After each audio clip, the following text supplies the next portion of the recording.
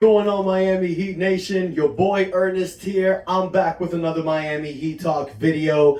You guys, we got a lot to talk about, so I hope you're sitting down, you're relaxed, and you are getting ready because we are off on another Miami Heat Talk adventure. And damn, does that feel good to say in the NBA playoffs. So okay, guys, stage has been set. Game 1 tomorrow, 7:30 p.m. or 8, I believe. I'm not sure, 8:30, I don't know. Game 1 of the Eastern Conference Finals. Now, on Sunday, we saw in Game 7 that Boston blew out Philadelphia. So that means rematch. Miami Heat and the Boston Celtics. Now, I've said this before, you guys. I wanted Philadelphia. Personal reasons. But just because Boston won, don't mean I'm scared. I'm not scared of Boston. Boston may have won last year. It took them 7 games, and we were 1 3-point shot away from making it to the NBA Finals. Jimmy Butler said it last year after Game 7 that Miami will be back. And then after the season that we had this year, I'm sure that statement was laughable. But here we are as an 8th seed, getting ready to take on the Boston Celtics. Now, something different this time that I will say, Boston does have the home court advantage. Miami had that last time. So all Miami needs to do is do what we've done the last 2 series. Steal one of the games in Boston. You did it against Milwaukee, you did it against New York. If you can do that against Boston, then the home court advantage goes right back to our seat. Home court advantage, which, by the way, we have not lost a game at home this year. Jimmy Butler and the Miami Heat are prepared to get revenge for last season. Now, there's a couple things I want to talk about going into this playoff series. First and foremost, you guys, we know what Boston is. They're one hell of a team. Jason Tatum, Jaylen Brown, Al Horford, Robert Williams, Marcus Smart, and they picked up Malcolm Brogdon in the offseason, who became the 6th man of the year. An upgrade. What do we have from last year versus this year? Well, first and foremost, we don't have PJ Tucker anymore, who defensively helped you against Boston. But let's not forget, PJ Tucker was hampered going into the season against Boston. He really didn't do anything for us. What's the change we have this year? Well, we have Kevin Love. Is that an upgrade for PJ Tucker? Offensively, yes. Defensively, no. But remember, at this point of the Eastern Conference Finals, PJ Tucker was injured. He really didn't give you much. Okay, there's that. Kyle Lowry didn't play against Boston. He was injured. He will be ready to play this series. Tyler Hero did not play last series. He did. He got injured. He won't be there for this series. We'll talk about that in just a moment. What do Miami Heat have now? Well, it's pretty much the same thing from last season. Pretty much. We've talked about this before. Miami's running it back. Now, we have Jimmy Butler, who's in full Hemi mode.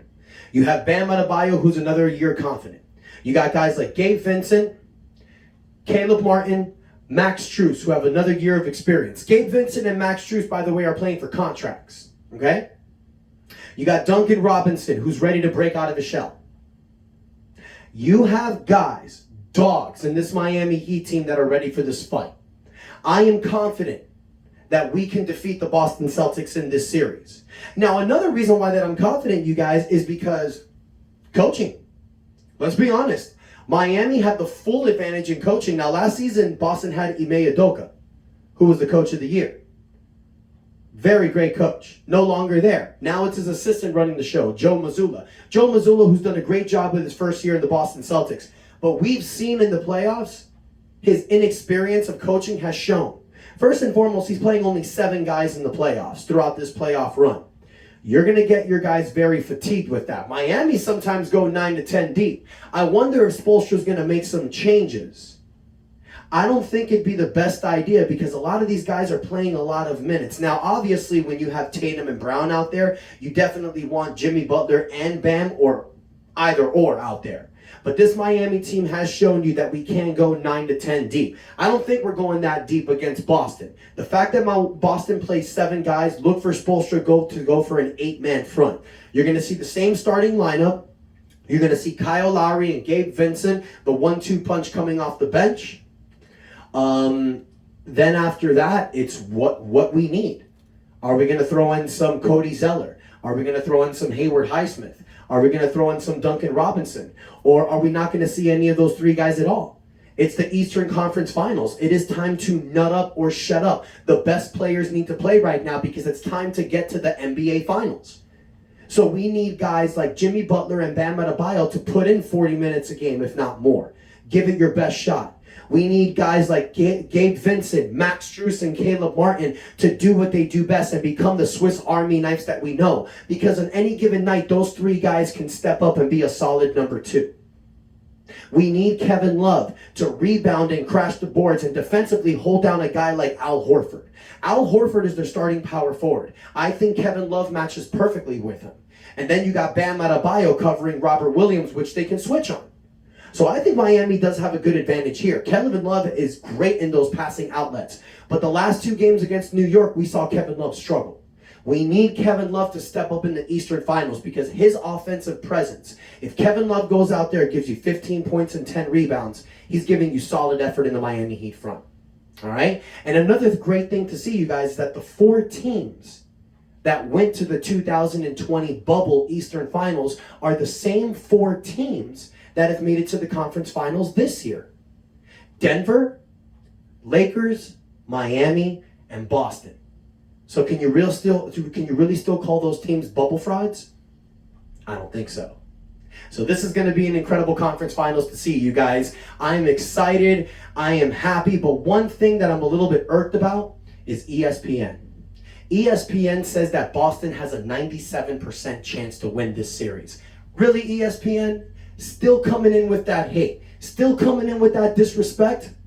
That's cool. I'm glad you guys are doing that because that's exactly the heat that the Miami Heat needs. That is exactly what Eric Spoelstra is going to do when he comes into the locker room and tells these guys, look at this disrespect that you're getting again.